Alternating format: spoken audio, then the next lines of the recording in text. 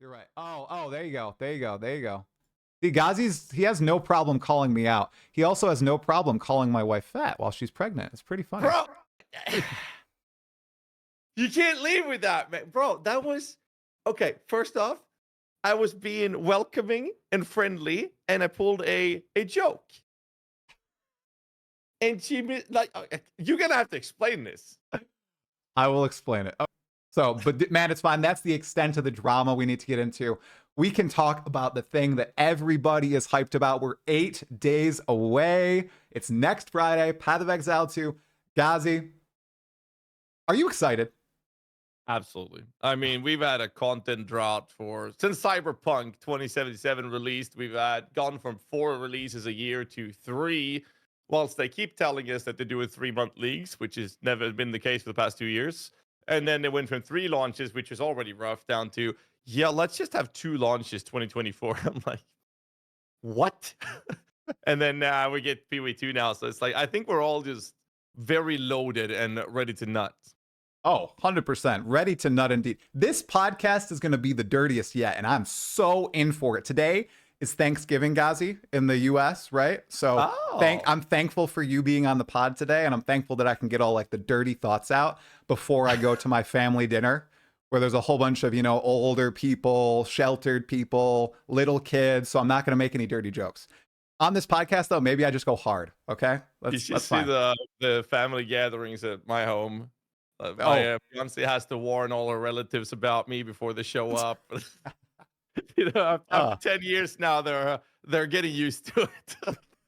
All right, if we build on that analogy, Path of Exile 1 players have been so jaded about Path of Exile 2 up until the last week, up until that reveal. Now I see all of them just rearing. They're chomping at the bit to go in and play Path of Exile 2. Do you think they were a bit grumpy because they only got to nut twice this year instead of the usual 3 to 4 times? I think that PoE2, the reveal and everything alone compensates for the lack of launches in the entire year.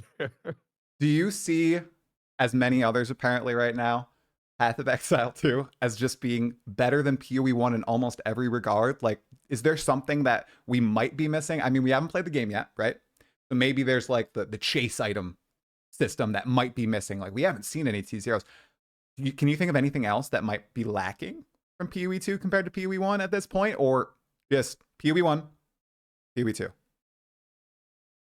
I think it's very, very personal and subjective, depending on who you're asking. I think there's definitely going to be quite a few people who are absolutely not going to like PoE2.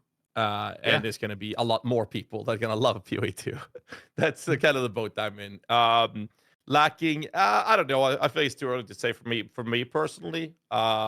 But just like ARPG games have always been with the cycle content, we're always going to be in this position where once we get to this rhythm of we're going to have 3-month leagues, hopefully, going PoE2, we're going to end up in a position where most of us are not going to play 3 months. We're going to play 1-2 months, and then we'll do something else.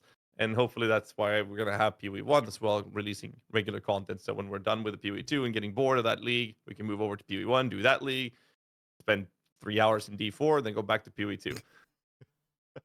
Yeah, once we get into that really nice rhythm, that smooth just vibe, it's going to be beautiful, right? Yeah. Especially if Grinding Gear Games can stick the landing and follow through with what they've said they're going to do with the patches between PoE 2 and PoE 1. Now, you've played PoE 1 for a long time. You've been a long time follower of Grinding Gear Games. Do you think that that is something that is actually going to happen? Do you think that they're going to fully invest in the Path of Exile 1 again, even if Path of Exile 2, let's say, launches with 1 million on Steam, and they see, oh my god, the ceiling, it's non-existent for PoE 2?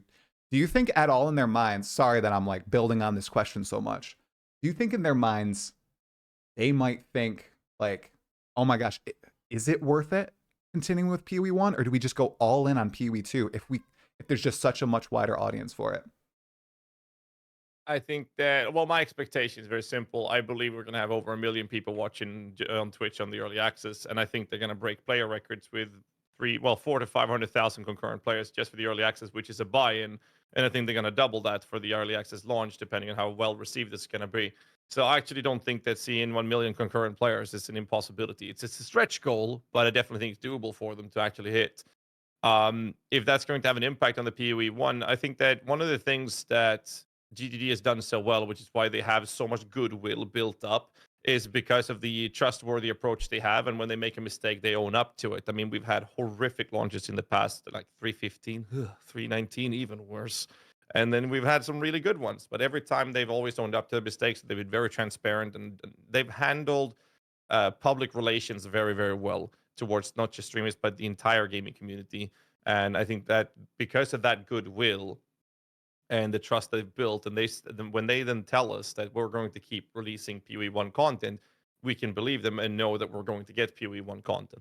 I also think that's a very good business decision as well, because of the fact that you're not going to play 3 months straight of an ARPG game. You're going to play Yeah. for X amount of time, and then you're going to move on to something else to then come refreshed back into the next launch, if you will. And having PoE1 being that other game you go to is just better for the company. Yeah, I tend to agree with you on that point. And really what I've been trying to do is stall. But I think it's time to unload on you, Ghazi. You are the minion master, man. Minions seem to be pretty cool in Path of Exile 2. As someone who played minions once in Heist League, I played Skellies. Oh my god. Worst decision of my life. The fastest league I quit. I didn't get the Heist portal. But in PoE 2, I mean, that latest teaser where they showcased a scepter and a few auras, I mean, it looked clean. I could read my screen. I liked the different mods that were on the scepter. They looked interesting compared to what we get in PoE 1. First, I just want to start high-level overview. What is your view of minions in Path of Exile 2 for people who might not be binging every single Ghazi video like I am? I mean, it's very hard to tell. Based on the playtest that I've done in LA, for example, right off the gate, you feel like you're controlling an army, and that feels really good. One of the problems with minions and ARPGs is that they always feel like they're slacking behind. So you go up, now you're fighting, but your minions and all your damage output is behind you. They have to move up before your damage is applied. And very few games does that very well. And PoE1 solves it with convocation or just running range minions. And in PoE2, because of the flow of the gameplay, is naturally getting you into position where you and your army is moving up simultaneously to the fight. It feels more engaging in that way. So I think that minion gameplay is going to be very fun, and I think that's going to go for things like totem play styles as well. It's also going to have that better feeling as a result of the way the combat is. But they're also making some pretty cool changes with in PoE1.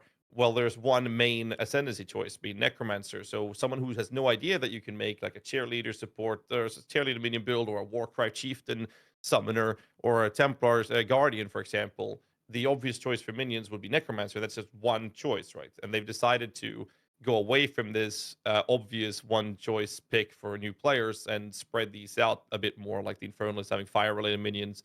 And we'll simply see what the other nodes have and the other ascendancies when it comes to minion related topics, to allow people to go in, hey, I want to play that fantasy, and then there's a couple of different options for them rather than only one. So I'm actually very excited for it. It's gonna be fun.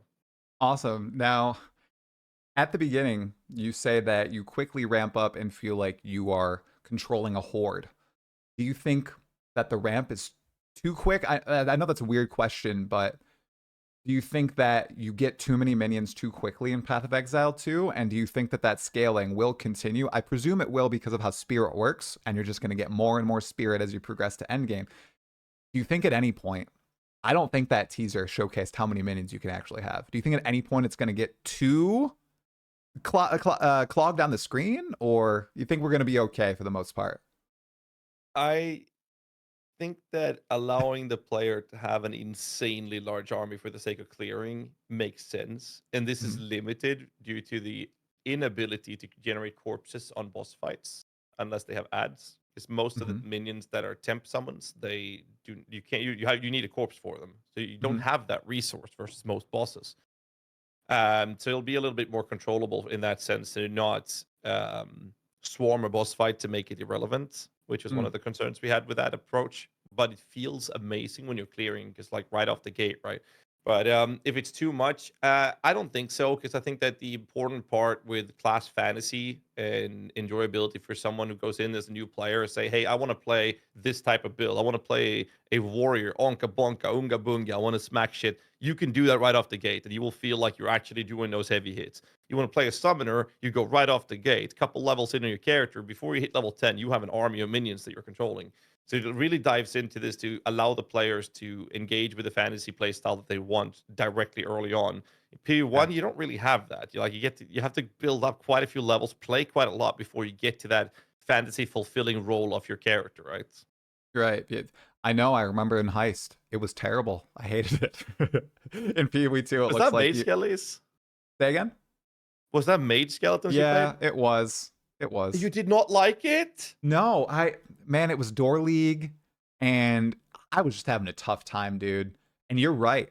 There's a lot of buttons that you press in Path of Exile 1 to get your minions like kind of next to you and just make sure they're following. And you know what? My gem setup probably was utter shit. So, I wasn't following a guide or anything. Like I saw like, oh, mage skeletons is something and I tried to build into it. I got to like level 94, but I was not doing well. It was a struggle to 94. Like I was doing, Oh. I think T12, T13 red maps. I wasn't even doing T16s to get XP because I couldn't clear those. So it was bad. Hopefully, Mage skeletons were like super, super, super popular they, yeah. back then. I But think that's why I played them. Yeah, I was like, oh, that looks cool. yeah, it was fun if done correctly, obviously. Right, But right. I but you played have to it do. right. So one of the Mhm. things that a lot of people say is like, oh, minion builds are lazy. I would arguably say that minion builds are one of the hardest things to design, but one of the easiest to play. But the reason I love them so much and the archetype is because of how active they are to play. Because most people say they're lazy. Oh, you just have one button or no buttons. But as you've played it, it's a lot more than that, and you have to think about their positioning, your positioning, convocation, cursing, resummoning, and all of those things. And that just makes the gameplay so much better. And then in the higher end game, most of those things gets automated with trigger weapons and stuff like that. In PoE 2, you get that active gameplay on every class. And now people are like, oh, this is so amazing. And I'm just sitting here. That's how I played PoE 1 till I get the endgame gear for like the past decade. Right. And in Path of Exile 2, minions had this extra layer of each, or many minions, having an extra button that you can press that has a special skill on it, too. And Yeah. I'm not sure if we know how many minions actually have that. I know the gas arrow is a great example. I think one of the mages has an ability. But if we're talking like the majority of them having extra activations, you're going to be very busy, Ghazi. So, Well, we don't know if the specters are going to have them or if all of them are going to have, right? And there's 400 different monsters that can be specters. And when the game launches, it's going to be 800 of them. So yeah, I'm going to be busy. So I was going to leave that for later in the interview, but you brought it up. Specters, okay? 400 monsters.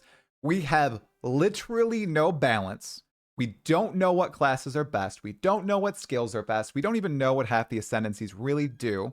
So, of course, we can't make builds or tier lists about them. But based on what the monsters you've seen, what specter looks kind of interesting? I know we don't have any numbers, but if you were to design like a specter build right now, do you have any ideas of what that might look like a monster or two that you'd include in that pack? You know, the end of, I don't want to spoil too much. You remember end of Act 1, the Mhm. the dudes, the big dudes with a long cloak that was like dragging behind them. Okay. Yeah. Yes. I don't want to say more than that. I'm very excited to test those out. But we know that they have Beyond, and Beyond was changed not too well, might have been a few years ago now, but not too long ago, I think, where they changed the Beyond monsters into Scourge monsters. And we Mhm. saw that in the footage. And one of the most visually pleasing things that popped up was a demon harpy screeching throughout the half the screen. So we're gonna have access to those again. So that's gonna be real fun as well. I completely know what you mean about those cloaked monsters. Yeah, they're They cool. they uh they're strong. That's all I'll say. Okay, those are two great answers. So between those skeletons, zombies, and the bone constructs that we've seen, do you think that you'll be building a minion army of a diverse set of those, or do you think you're going to really focus in on one particular set, or is that not really determined until we see like uniques that might empower minions or other skills or ascendancy nodes that might affect certain minions? mean, that kind of depends what's in this box, I guess. I mean, That's true. Yeah, everybody, he got his box finally. Are you gonna do that on stream today, man? yeah, Oh, very nice. Good luck, man. Because it yeah. took me 5.5 hours and I used hints. And I had my wife, who's much smarter than I am, come and help. So it was a tough I one. just said before this podcast, I said that it can't be that hard. I used to work as a mechanical engineer before full time streaming, so it can't be that hard. And everyone was like, "You're gonna eat those words." So It, we'll see how it goes. dude, on the Um, box, it says hour and a half for a 14-year-old. yeah, I heard that. Absolutely insane. It's not true, or streamer IQs are just like, they're down there at this point. Yeah, It's really rough. that's probably accurate. Yeah. So yeah, because we haven't seen any uniques for minions at all yet. We've only seen 23 or 25 of the 300 that we're gonna see on launch. But I don't think there's been any unique specific to minion builds yet. Not You that know I've better. seen, no. But I mean, when it comes to like minion diversity, to actually answer that question, Oh it's yeah. like you have Infernal as being like the only like main summoner themed class, right? So I think that it's going to be very oriented around Hellhound and SRS, right? And I think that with the system that they have for the Bone Construct, because that's my favorite skill that we've played with, Okay. it looked amazing, right? But that one requires corpses, and because it requires corpses, we're in this position where you can't use this for bosses. And Jonathan said in the interview me and Darth had, where they want to have a system where when you weapon swap to another weapon swap, you can have a different spirits reservation system for different minions, right? So you can have one setup for your clearing and one setup for your single targets. I'm actually very curious about that. But obviously, to go back to the unique items, I mean, if we find something that scales minions, I mean, I'm gonna be all over it. Do you think there's going to be like dancing dervish in Path of Exile too, or Dancing Dervish is a very touchy topic. oh, I'm sorry. I'm sorry. Uh, I'm oblivious. and no, it's like it was a really cool ability till they completely screwed up the targeting acquisition system of it, and it's undergone so many changes and so many fixes to it. I know Viper has been a champion, honestly. Viper-esque, you know him, of Yep. course. Been basically single-handedly trying to fix this for us, and not really gotten it to a point where it's good. It's okay-ish. And then Viper is one of my favorite devs over at the office. GGG decided that he's so good that he's banned from working on PoE 1, so they put him exclusively on PoE 2. And ever since, we've seen nothing happen to Dancing Dervish. Yeah. Maybe in PoE 2. Maybe he's been working on it in the background. I know he's doing a lot of the skill design, writing all the tooltips. Apparently, that one guy is writing all of the tooltips for Path of Exile 2 skills, which is quite the task. Okay. We also have one person to, go to if we see something wrong, which is kind of nice, I suppose, because he'll be able to fix it. I wanted to touch on the unique boss not having corpses to summon. I played PoE 2 twice. A lot of bosses actually do have minions now that spawn quite often throughout the fight, which is good. But you're right that not every boss will probably act that way. But I can think literally the Bloated Mailer, the first boss, the Devourer, the Crone, like the Executioner, Draven, Assinia, like a lot of. I wonder if they're adding that. Probably not solely for minions, but it is an added bonus. They're probably doing it to maybe up the stakes, give you some flask recharges because they're much longer fights and the like.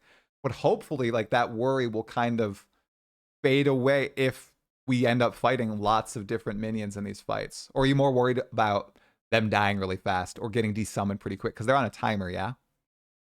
Yeah, I don't think the timer is too much to worry about in a single target fight. The ads have always fulfilled the purpose of generating flash charges. Like, oh, you managed to get this far. So instead of having a marker on the HP bar saying, "Well, you get this far," the boss is going to spew out some globes to fill up your HP.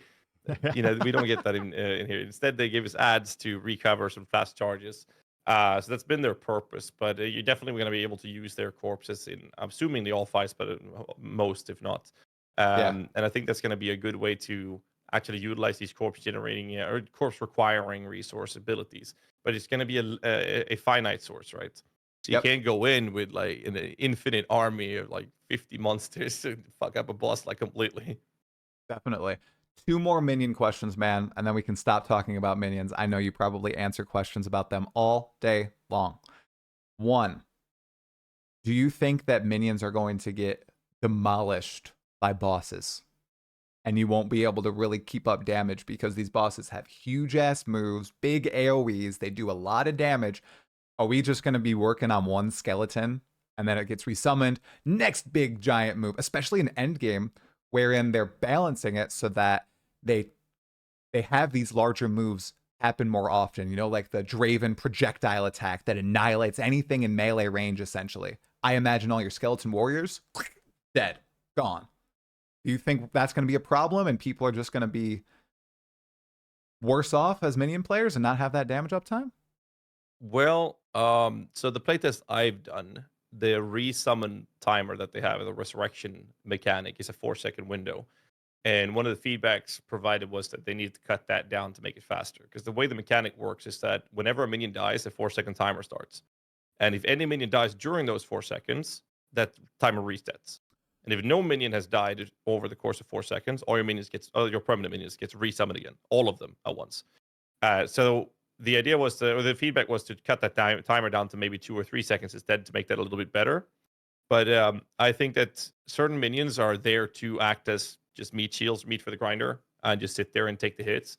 And those will very likely die very quickly. But the problem would be if a boss, for example, then kills 1 or 2 minions, and then 2 seconds later kills 1 or 2 minions. It's going to be this slow trickle down until all your minions are gone, and now you have to wait 4 seconds. So we don't know what the timer will be. The feedback was to reduce the timer. But they also have other mechanics, again, going into this active combat playstyle approach to the game, where we have bone offering, where you're basically sacrificing one of your skeletons. Most of this is going to be skeletal warriors who also lacks an active ability, which will impale it, and for some time, all your minions will take significantly less damage.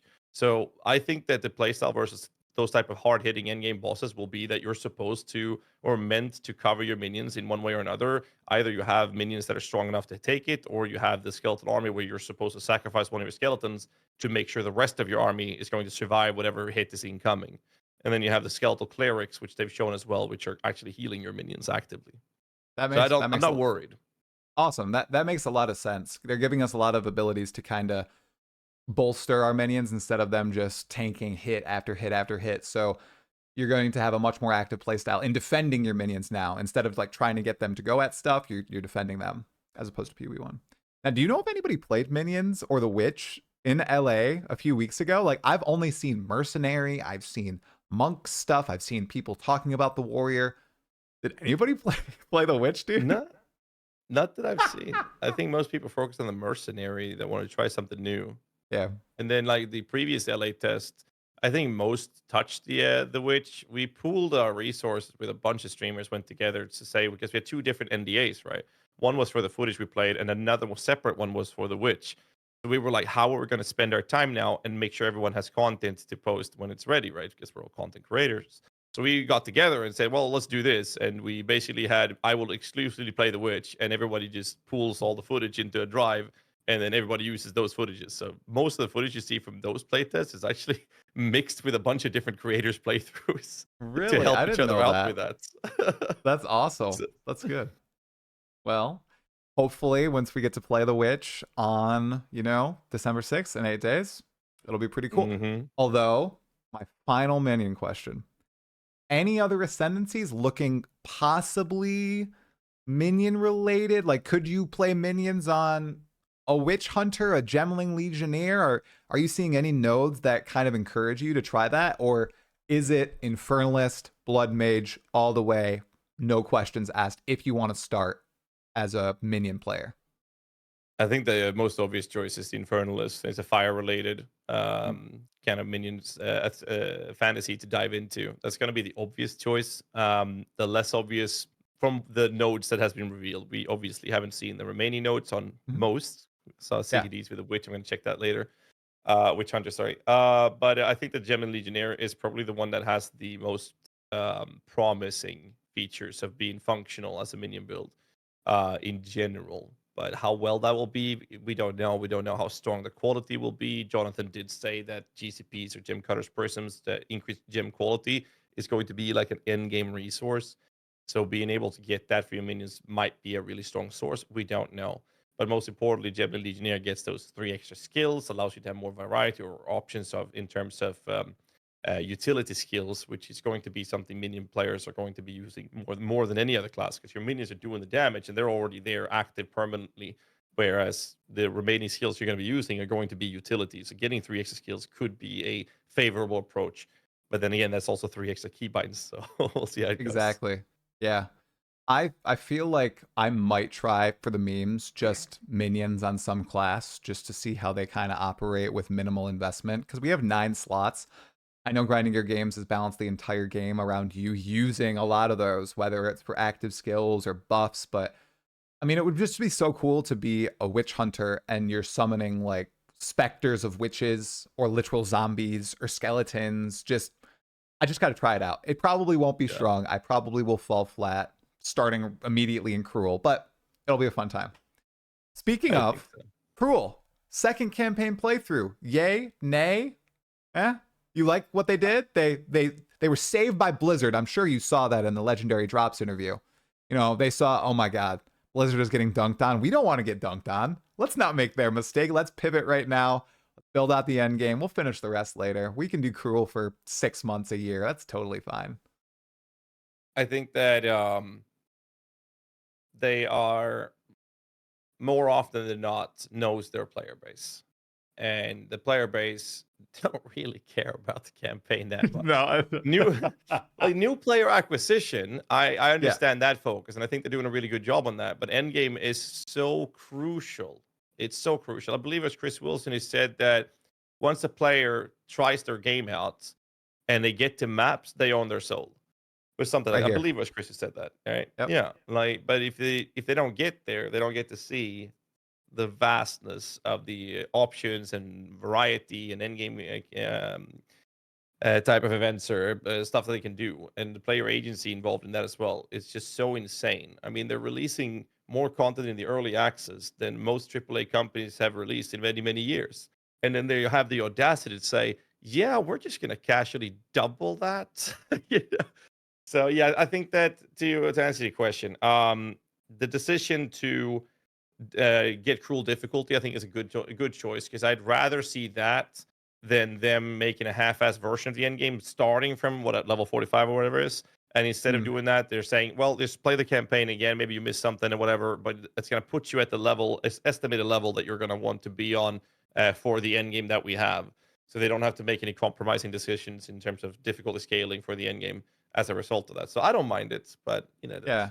I'm just happy the end game is going to be the focus even for early access. Yeah, I think it's totally fine. And by that point, the 3X, they're pretty beefy anyway. So if someone makes it there, they find out, okay, got to run through them again to get to this end game. I wonder if there's going to be like a hint that after the 3 playthrough, there's like something else. Or if a brand new player who imagine isn't plugged into any of this, they get to the end of Act 3, and then it's like, all right, portal to the riverbank again. And they're like, what do you mean a portal to the riverbank? I wonder if it would be worthwhile for them to put something in there that kind of says, okay, well, now you're going to play one more time, and then you open up the entire game. Because when I first played Path of Exile 1 in Blight League was when I started. I was a witch. I don't even think I ascended. So I remember I reached the end game right after ExileCon. And the moment I opened the Atlas and saw that, I was a little floored. I was like, oh my gosh, there's all this extra stuff here, and this is just the beginning. Like, I'm starting on this little circle, and then it branches out. I can't imagine what somebody is going to think if they are, like I said, dumb to the news, and they open up the Atlas at the end of the game, and it just opens up the world map of Rayclast, a 3D map that you go, you explore, have fun. I mean, what do you think about that shift from the really flat, finite Atlas to this? I think that most people playing early access won't have any problems with this whole thing with going into cruel difficulty. I don't think that's going to be a problem, because I genuinely believe that the vast majority of the players actually playing early access are informed of this. Mm, But because it's early access, you have to buy in I think that most people at least, would have that information and understand why that is and what is that is happening. But fast forward and going to the point where a new player comes in, they play through the 6 acts and open up the Atlas.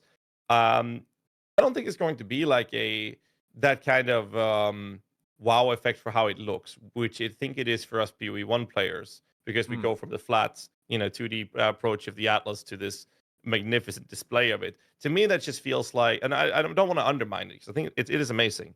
But I do believe that it's more like this is the next natural evolution of the ARPG genre, and it feels really good to see that it's a higher quality, it's perceived better, it's more interesting, it's more visually pleasing. It's just better on all fronts, and in that sense. But we don't know if it's mechanically better. We'll have to play test that. But from what we've seen, it is visually pleasing, and I think that's going to be amazing. Whereas a new player who's never touched PoE1 goes in, they haven't seen the bare bone structure to now it's fleshed out transition. So I think for them it's like, oh, this is good, this looks great. That's going to be their opinion, is my take on it. Whereas it's more of a wow effect for us that play PoE1. Do you like the new way they're doing maps wherein you don't get to choose the tile set really that you're entering? You're opening a waystone. You're on a path. You're trying to get to certain maps, perhaps if you prefer, the desert maps or the jungle maps, but you're no longer saying, I'm gonna sit in Crimson Temple for the next 2 months and go nowhere else. I'm personally a fan, but I know a lot of people really like the familiarity that comes with just being able to do the same layout in an ARPG, right? This is a Mhm. massive shift compared to that, right? So, like, I played Path of Exile for 10 and a half years and streamed it for just as much. Oh, And in the start, early on, like this whole pressing meta power creeping of doing the most optimal, do the same map over and over and over again, that already shifted when they allowed us to scry div cards away from one and the same map to allow us to have some options. And I think that was really good in PoE1. yeah. Um, uh, but it also has a lot to do with currency acquisition. If you're playing trade software, for example, or trade in general, I've decided very early on to do that through crafting and stuff like that. So I didn't have to worry about the wealth I got from drops, which allowed me to have more fun with the game because then I didn't have to stay in one map. I could play whatever map I felt like doing at the time, and whether or not I made profit from it, not I couldn't care less. And that made the game so much more fun for me. So the PoE2 structure is basically just forcing or a pseudo forcing is into the way I like playing Path of Exile already. So I'm just very happy about it. That's awesome. And Ghazi, I know when we first like hopped on a pod to cast together, it was with DM, and you explained to me that you have like a trade empire, right? People that feed you currency and item and you work on the crafts with them and the like. Are you gonna do that for Path of Exile too, or do you think that is that gonna be possible? Like what are your plans there? I don't know. I think that was live. I think that was public. Yeah, it was public. So But I feel okay talking about it.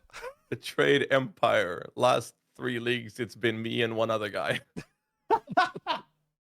Trade empire, by the Oh way. no. I think this was like what was it, 3 or 4 leagues ago? I know okay.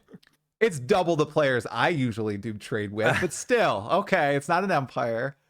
But I, it's a lot about economy 101 kind of thing. Like when you want to craft mirror tier items, you need to have an obnoxious amount of currency, and the sooner you can accumulate that, the better. So having a small team to work on those things helps. But most yeah. importantly, it's well, me and my friend Anter that I'm doing this with, we actually had other people helping us from the guild and my moderators, and the help I received was we used them as traders. So basically, when we had to sleep, we couldn't match it. So not one of us was awake. So both had to go sleep. Someone else took the items for sale, and they took a 10% cut of whatever they sold for. And that, like, it's just small things like that. But like, trade Empire. empire.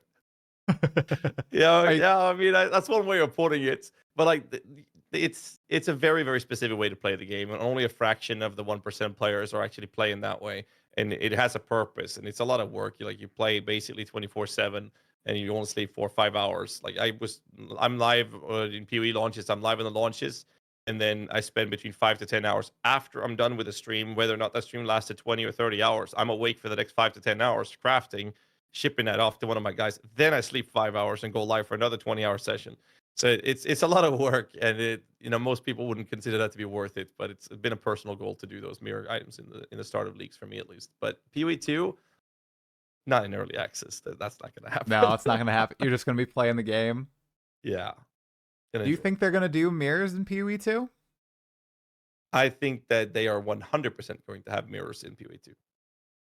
It'd be Mm. weird to me if they didn't include something as iconic as a mirror. And I know, but then again, the direction of the game is different, right? From PoE 1, very Why I different. ask. And Yeah.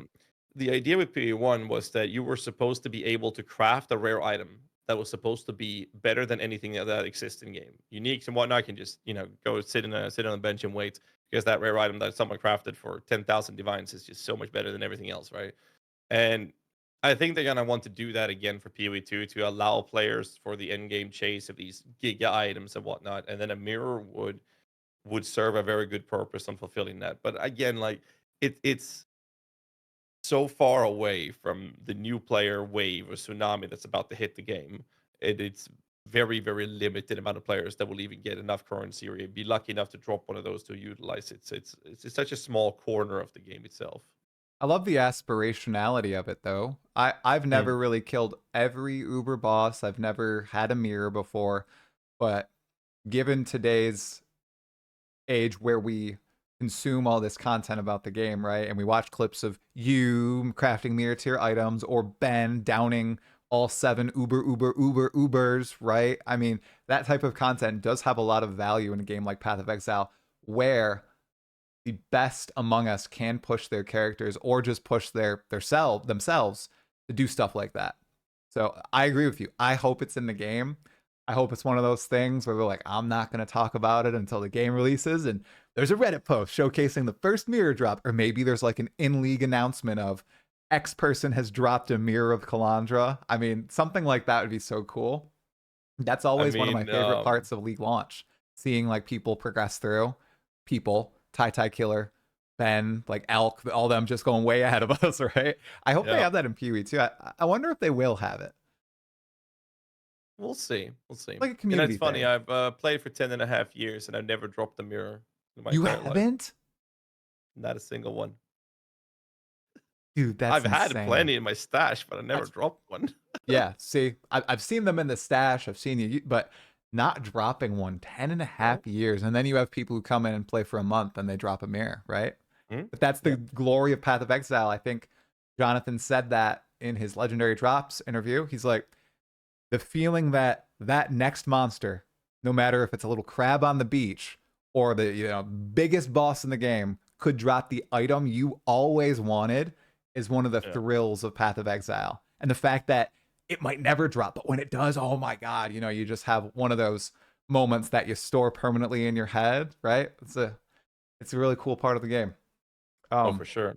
I reached out to Chris Wilson about it after 10 years of playing. I wrote to him and said, dude, my account's bugged. I played for 10 years and I play a lot of hours, a lot. And I never dropped a mirror.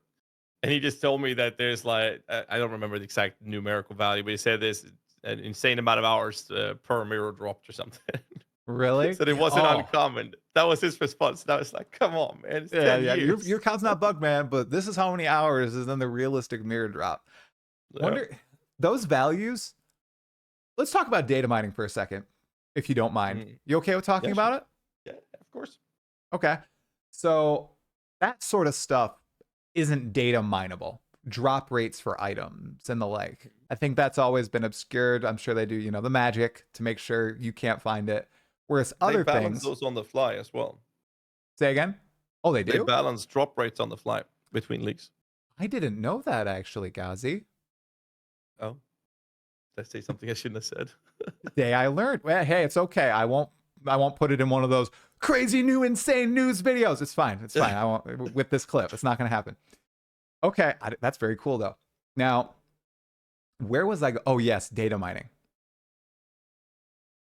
Are you against or for data mining in a game? I'm personally, I hope it doesn't happen before the launch. And if it does, I'm just not even going to cover it. I know a lot of people probably will need to, right? Because if you suddenly have the other 6 ascendancy nodes for the biggest, best class in the game that, you want to make a minion build for, I mean, that's basically suicide, right? I just got this video demonetized on YouTube. Damn it.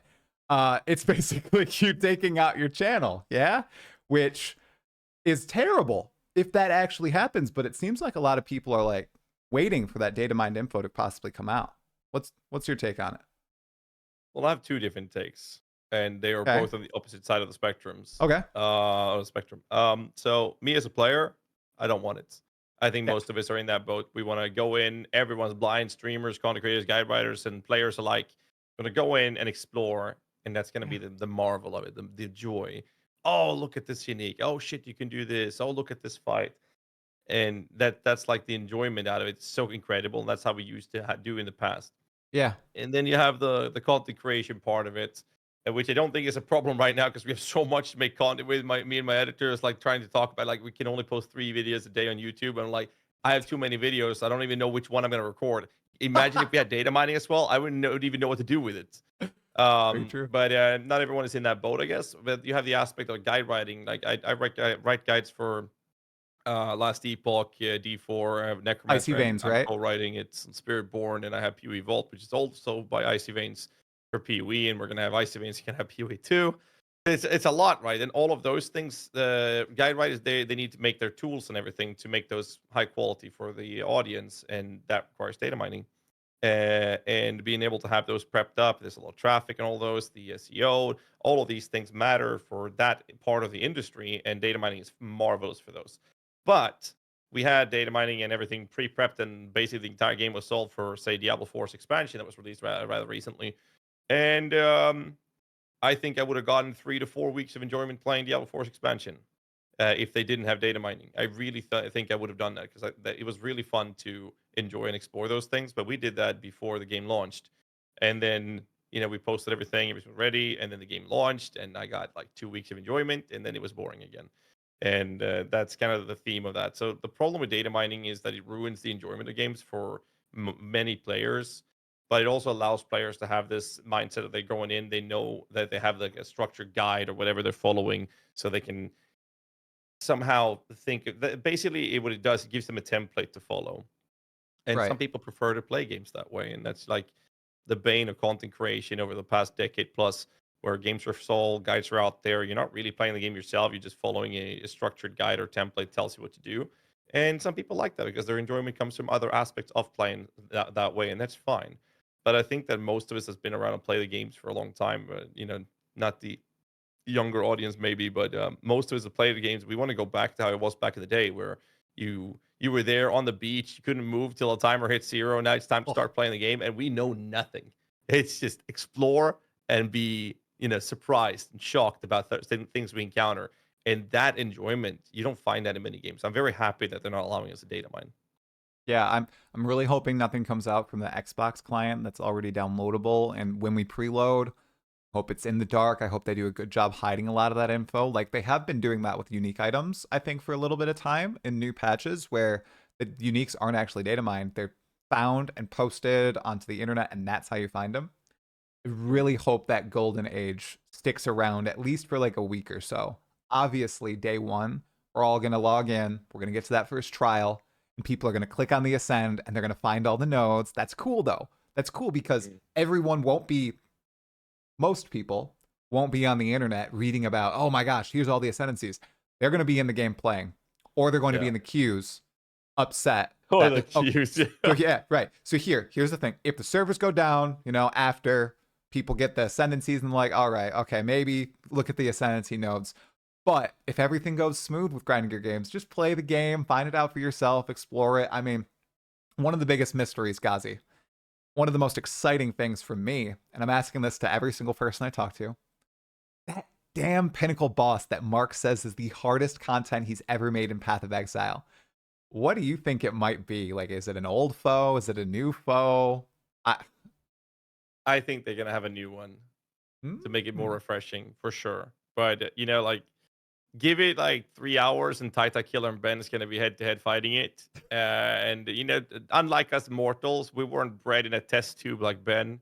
So it's like it's going to be fun to see when they get there and kill it before anyone else has hit level 50. But we'll see. But I'm very excited for it. It's gonna be fun. On that, do you think that it's going to be as easy? Because we have one portal. you know, and you have to go from 100 to 0, and a lot of stuff unlocks throughout the fight, right?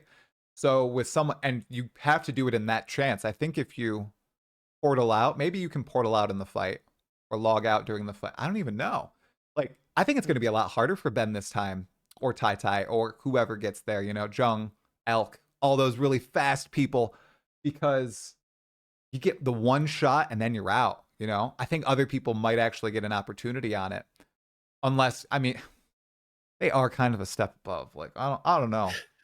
I'm coping here. I'm like, oh, somebody else, a rising star, some random player who's never been heard of before. Suddenly it's going to see, you know, this random star has killed Zana or something like that. And everyone's going to be like, oh my God, what is going on? That'd be pretty cool. I think that well, one of the concerns I think myself and Oh, many others have is the portal, that you only have one shot, especially one when we life. haven't encountered it. Yeah, so the one life thing. I think a lot of people are concerned about that because not about it being too difficult or anything, but rather the difficulty of the boss being easier because you have one portal. Um, because I Mm. think that an aspirational end game content like that should be very hard, and if you only have one shot at it, they might make it easier because of that. So I think a lot of people are concerned, or at least some people I know for a fact are concerned about them being too easy as a result of you only having one chance at it. So I just hope that they're gonna make the fight so ridiculously hard that you really are going to have people have find it and be like, "Oh, I'm gonna fight it," and then you immediately just not do it. And then there's gonna be this build up with a hype around. It's like, "Oh, this is actually really hard. People need to prepare before they do it," and all those things. I like that aspect of it, but I'm sure there are other sides of this argument from other people as well. But the concern I have is that it might be going to be a little easier than we hope it's going to be because of the portal situation. But we'll see. My dream that I had about it last night. Yeah, I'm dreaming about Path of Exile now, you guys. They say that there's a maze around this boss arena. So now I'm thinking going in there with one portal against the boss and not knowing anything about it will be pretty tough. I'm wondering if they're going more so a raid type approach where in this labyrinth leading up to the boss, you're going to get exposed to the different mechanics, maybe kind of introduced to what you're going to find, so that by the time you fight the boss, it's those mechanics maybe ramped up to 11, some new stuff sprinkled in there. Because you're right, maybe they feel like they need to design it to be easy because the one portal, but it can't be, man. It has to be hard. Mark said it's the hardest stuff he's ever made. All right, and I don't Yeah. think he's lying. I do believe Mark at this point. I really do. So he has I followed mean, through on a lot of stuff. Never Synced yesterday said he thinks that Mark is like one of the architects of this new endgame. Like he was just like, all right, I'm going above. I'm just molding it all myself. Here we go. It's gonna be amazing. And given all the things that he's done in like Path of Exile 1, boss fights that we've seen, I think he might be right. he was part of the gauntlet stuff as well. So I mean, True. Yeah, the and they're double saying this Maven one's hard. lasers. That's what we're gonna fight, dude. We're gonna walk in. It's gonna be like a triple Maven laser arena up the entire time. Mega memory game, right? Just everything stuffed into there. Oh man. It's gonna be fun though, but something that GDG has always done well with PoE1, for example, is the whole idea of introducing mechanics before a boss fight that uses them. One prominent thing is like I forgot the name of the area where there's Yugul. In the area leading up to Yugul, you have these blobs, right? The water bubbles that follows you, deals that damage. They're frustrating to deal with, and you deal with them before you get to the boss. And in the boss fight, you're now going to have that being one of the core mechanics of the boss fight. So having these maces and these, I believe there's like 3 mini bosses before the big one or something like that, right? In the big Yep. one. So I'm very confident that they're going to slowly introduce these mechanics so that people can engage with them. And then you're going to have, assumingly, I'm expecting them to have all of these mechanics into one fight instead. But Mm-hmm. you've already been exposed to them, so you know how to handle each mechanic separately. Now you're just going to have to deal with it all at once. My joke is that we're gonna walk into that boss arena and it's gonna be a die beam from Cirrus just instantly welcoming us. So or something crazy like that. It would be quite the Yeah. welcome. A lot of people are theorizing it might be a Zaro that's somehow in there. And how beautiful would that be, Gazi, if you walk into this labyrinth and you hear like the Lord's labyrinth greets you, like just because he's one person that I'm kind of upset will no longer be in Path of Exile 2 just because of like the voice acting and the lines. Everything does seem top tier, but missing him, I mean, it's gonna be unfortunate. Well, I mean, PoE 2 takes place 20 years after PoE 1. Hmm. And God knows how many times I've killed this guy, but Isaro is dead. He is dead. He's very dead. Very dead. So I We don't think it's think. going to be Isaro. We think he's dead. You know, they could do a piety. Oh, Okay? no. You know, everybody hates it with the piety, right? But if they do it with Azaro, I think people would be fine with it. Okay? You know, it's piety, it's piety, it's piety, it's piety. And then it's Azaro, and everybody's like, oh, please, yes, sweetie, yes, I want Azaro. We're good with it. I'd rather see the pinnacle boss be a return of Zana after she ran away. Oh, Zana. Neversink thinks it's Kalandra. Kalandra? Yep. No, Because I can't. I can't. I get flashbacks of 319. The pillars are like the 319 lake pillars that are around the arena. They're like hexagonal things. Could be her. Could be her. Because we were missing that boss fight. It's probably because it wasn't finished for Kalandra, and they said, we can make this the hardest boss fight ever in Path of Exile 2. Let's just save it for that game, you know? That's a fair assessment. Isaro, I'm pretty hard no one because we kill him, right? Okay. Well, I really hope they're not going to do a piety, though. Like, most of us don't really care that much about the campaign or the lore, and I know Jonathan wants people to care more about it in PoE 2, which I think is naturally going to be the case. But I played PoE for so long, and I still don't know why we're killing piety 700 times. I still don't know. I mean, finally, when Malachi pales her, that's when it's over. It's like, finally, it's done. Yeah. All right. Well, Ghazzy, you're going to have to watch some lore videos to prep for Path of Exile 2 because you are going to listen to all the dialogue, right? On your first playthrough. Yeah. Okay. They're watching, Ghazzy. They're watching. Just nod. Just they're watching. Like yeah, of course. Definitely going to watch all of it and deep dive it, every word. I'm going to find all the grammar mistakes and everything as well. That's what we want to hear, man. I mean, Kit Kat Noodle is famous, like very known for her lore series. So actually might be worth actually get a grasp of PoE 1 lore moving in. Yeah. She does a good summary of all of it too in the videos. They're concise, so I'd give them a watch. You know, if you have some time to burn on stream, you know, doing your crazy 8-hour streams every day leading up. Are you doing a subathon too for Path of Exile 2 launch? You are. Yes. Is your sister coming out again? Yes. The TLDR is they said June, they delayed it to November, and I was like, okay, it's happening in November. Let's get my boys in. I had a friend of mine take unpaid leave from his work. I was like, I'll compensate you. Let's get here. Let's do this. I flew my sister down. She took unpaid leave from her work. And I was like, yeah, let's do this. And then they're like, yeah, we're going to delay it till December. And I'm like standing there, bro, I got to pay these people. But they managed to get their work hours back. And my friend couldn't do it on December. But my little sister is going to be flying down and helping me with the subathon. So when I do have to sleep, she will be playing instead. And there's some really, really, really stupid shit going on the sub goals. We're going to have like key giveaways and PC hardware for some sponsors. And that doesn't sound stupid. Hot tub stream in a maid outfit. That sounds stupid. Inflatable banana. Yeah, it does. Having my sister cut my hair. I haven't had a haircut in forever. My hair is like so long right now. Oh my. Yeah, look at those luscious locks. A waxing siege session is also in the list. It's like there's a lot. Oh man, that better be a high sub goal, dude. Is it? Please tell me it is. I haven't listed the numbers yet. I'm still deciding. The waxing sounds the worst. I did a wax a few months ago, and like I'm a hairy guy. Like I got hair. I mean, I'm decent too. You and I are like about the same. Yeah, about the same. Yeah, there you go. Your legs are the same, right? My legs are the legs very hairy, hairier. Don't ever wax them. Don't wax them. I haven't waxed them. Good. No, I only clean certain areas of my body. Okay. Yes. I'm in the same boat normally. Yeah. Like I had hair this goal, right? So yeah. So we waxed the leg, like half my chin, right, like on the leg, and then that hurt like a motherfucker. And this was months ago. It still hasn't grown out properly. You can see the shades still to this day. This was months ago. So don't do it. It's not worth it. It's not going to happen. But you know what is going to happen, Ghazzy? Path of Exile 2 is going to launch in 8 days' time. All right, man. It has been wonderful chatting with you here today. there anything you want to say to people watching the VOD, people in the chat right now about PoE 2? Any reason they should log in, buy a supporter pack right now? I mean, they're releasing more content in an early access than any AAA company has done in many, many, many years, and the buy-in is $30.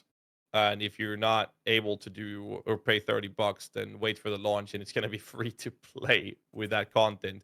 Uh, but they're doubling that for the Yeah. launch, so it's going to be even more. There's no reason not. So basically, the argument is very simple. If you like ARPG games, there's no reason not to try Path of Exile 2 because it's free. That's just the argument there. There's no point not trying it. Well, Ghazi, Barry finally said the first quadruple A game, perhaps. Congratulations, GGG. Everyone watching right now, you can find Ghazi mostly on twitch.tv. He streams all the time. He's going to do that big subathon. You want to see him get waxed once more. You want to see him in the maid outfit, in the hot tub, on the banana between his legs. It just has to happen, everybody. I'm probably going to throw a sub over there for him, too. And if you don't want to watch him on Twitch, he does YouTube videos all the time. What is it? YouTube.com/GhazzyTV, I think. Perfect. 3 a day right now. He's railing them out there, okay? Way more than I've ever done. And they're all very high quality. Thank you to his editor and to your beautiful voice for narrating them, dude. Thank you so much for being on here. I'm going to go eat in a little bit and sleep, probably, because I am blasted. I'm blasted at this point. I don't know how you do it for 8-9 hours a day. Yeah. You get used to it. Trust me. You're doing well, man. You've been doing really good with YouTube and the streams and everything. Thanks so much for having me on this, by the way. It's been fun seeing you grow as a content creator. So I mean, give it a little bit more time, and then I'm sure we're gonna see you do full time here very soon. We'll see, man. That'd be awesome. The graphs are green. The numbers are like this. I'm excited.